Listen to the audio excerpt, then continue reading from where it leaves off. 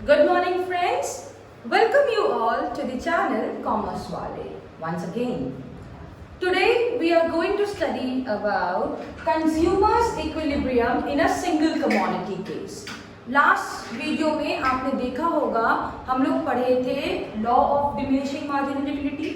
उससे पहले हम लोग पढ़े थे टोटल यूटिलिटी क्या होता है, मार्जिनल यूटिलिटी क्या होता है और उनका रिलेशनशिप, राइट। इस वीडियो में हम लोग पढ़ेंगे consumers equilibrium in the case of single commodity. तो ये पढ़ने से पहले मैं एक बात बताना चाहती हूँ कि what do you mean by consumer equilibrium. क्या मतलब होता है कंज्यूमर इक्विलिब्रियम का? कंज्यूमर इक्विलिब्रियम, इक्विलिब्रियम का मतलब होता है स्टेट ऑफ रेस्ट या state of balance, that is called as equilibrium. अब कंज्यूमर इक्विलिब्रियम क्या होता है? अगर एक रैशनल कंज्यूमर है तो वो सबसे पहले ये देखेंगे कि कोई भी सामान अगर वो खरीद रहे हैं उनसे उसको कितना सैटिस्फैक्शन मिल रहा है, तभी वो खरीदेंगे। जब when they are getting maximum satisfaction then they will be in the state of equilibrium। अब आते हैं, अगर आप लोग ही मान लीजिए बाजार जा रहे हैं तो कोई भी सामान खरीदने से पहले आपको अगर दुकानदार बोला कि भैया इसका प्राइस 500 रुपया है, आप खुद में ही बात करने लग जाते हो, खुद में ही कैलकुलेट करने लग जाते हो, क्या वो सामान 500 रुपए का वर्थ है? क्या मैं जो 500 रुपए दे रही हूँ उससे मुझे उतना सेटिस्फैक्शन मिलेगा या नहीं मिलेगा? अगर आपको लग रहा है कि हाँ आप जो पैसे दे रहे हैं वो आपके पैसे के वर्थ है, आप खरीदोगे। अगर आपको लग रहा है कि नहीं मेरे को उतना सेटिस्फैक्शन उससे नहीं मिलेगा, उतना यूटिलिटी नहीं मिलेगा जितना हम पैसा दे रहे हैं, तब आप उस कमोडिटी को नहीं खरीदोगे। This is only your consumer's equilibrium.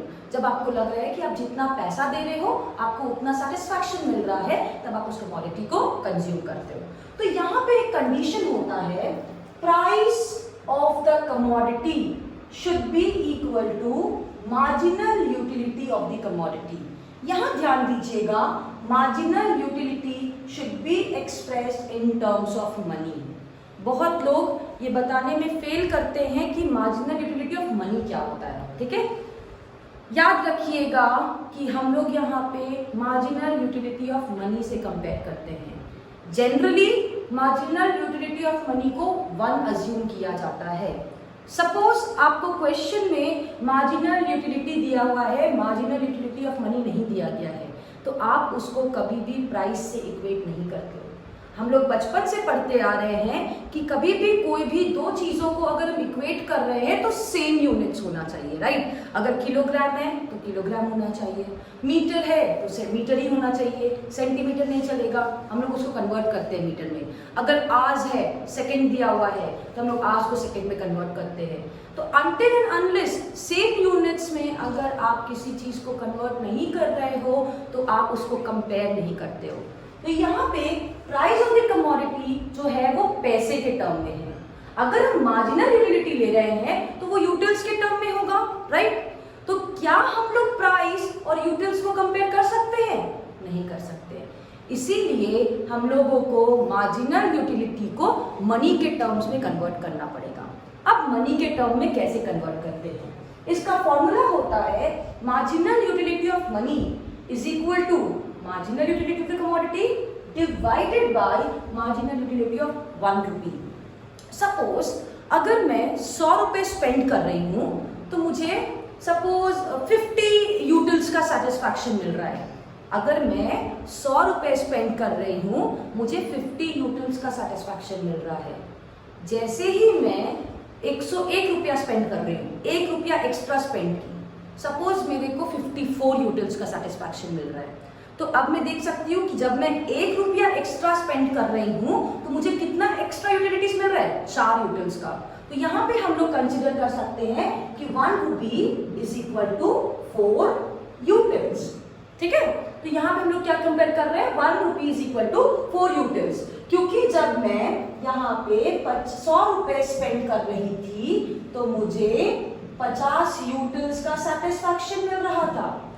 जैसे ही मैंने 1 रुपया और स्पेंड किया 101 रुपया स्पेंड किया, मुझे 54 यूटिल्स का सेटिस्फैक्शन मिल रहा है। तो 1 रुपए में कितना यूटिल्स एक्स्ट्रा मिल रहा है? 4 यूटिल्स। तो हम लोग यहाँ कर रहे हैं 1 rupee is equal to 4 utils. तो यहाँ पे आप देख रहे हो यूनिट्स दिया हुआ है 1 2 3 4 5 6, प्राइस ऑफ एक्स दिया हुआ है 4 रुपीज, प्राइस सेम रहता है। मार्जिनल यूटिलिटी दिया हुआ है 20 18 16 10 0 -5, मार्जिनल यूटिलिटी दिया गया है। आपको यहाँ पे इसको कन्वर्ट करना होगा marginal utility in terms of money. तो marginal utility in terms of money में कन्वर्ट करने के लिए 1 रुपए का वैल्यू कितना था? 4 यूटिल्स। तो यहाँ पे हम लोग कर देंगे MUX बाय MU ऑफ 1 रुपी। तो MUX हमारा कितना है? 20 रुपया, और 1 रुपए का कितना वैल्यू है? 4 यूटिल्स। तो 20 बाई 4 कितना हो रहा है? 5। 18 बाई 4 कितना हो जाएगा आपका? सपोज 18 बाई 4 अगर हम लोग कर रहे हैं 4 4 जा 16, 4.5। 16 by 4 4 utils, 10 by 4 2.5, 0 by 4 0, minus 5 by 4 is minus 1.25।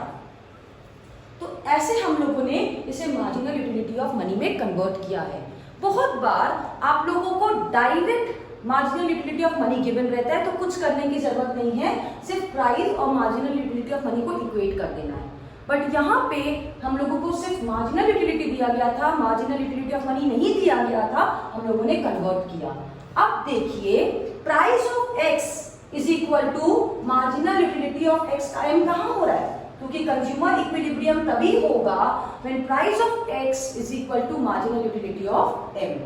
यहाँ देखिए 4 4 4, प्राइस 4 था, एमयूएम 4 है, तो यहाँ पे होगा कंज्यूमर्स equilibrium.